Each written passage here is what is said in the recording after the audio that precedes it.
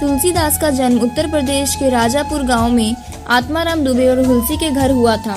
कहा जाता है कि जन्म के समय तुलसीदास जी रोए नहीं थे, बल्कि उनके मुख से राम नाम निकला, जिसके कारण इनका नाम राम बोला पड़ गया। और ऐसा भी कहा जाता है कि उनके मुंह में बचपन से ही 32 दांत मौजूद थे। जन्म के तुरंत बाद ही इनके माता पिता ने अशुभ मानकर इनका त्याग कर दिया।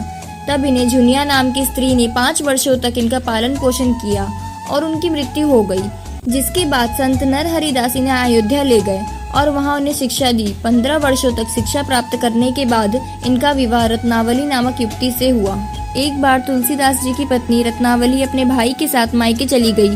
पत्नी का वियोग तुलसीदास के लिए असहनीय हो गया। कुछ ही समय बाद वे बेचैन हो उठे और पत्नी से मिलने की धुन में रात के समय ही चल पड़े। रास्ते में मूसलाधार बारिश हो रही थी, लेकिन उनके कदम थमने का नाम नहीं ले रहे थे। चलते चलते वे एक उफनती नदी के तट पर पहुंचे। सामने बाढ़ का तेज प्रभाव था, लेकिन पत्नी से मिलने की प्रबल इच्छा ने उन्हें रुकने नहीं दिया। उन्होंने नदी में बहकर आती एक लाश को सहारा बनाया और किसी तरह नदी पार कर ली। रात गहरी हो चुकी थी जब वे अपने पत्नी के मायके पहुंचे। घर का दरवाजा बंद था और सभी लोग सो रहे थे। तुलसीदास सोचने लगे कि पत्नी के कक्ष में कैसे पहुंचा जाए।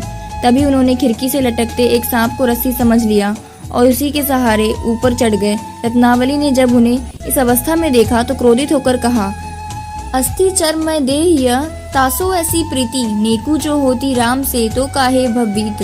अर्थात इस नश्वर शरीर से इतना प्रेम क्यों?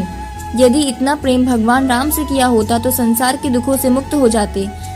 पत्नी के इन तीखे शब्दों ने तुलसीदास जी के हृदय को झकझोर दिया।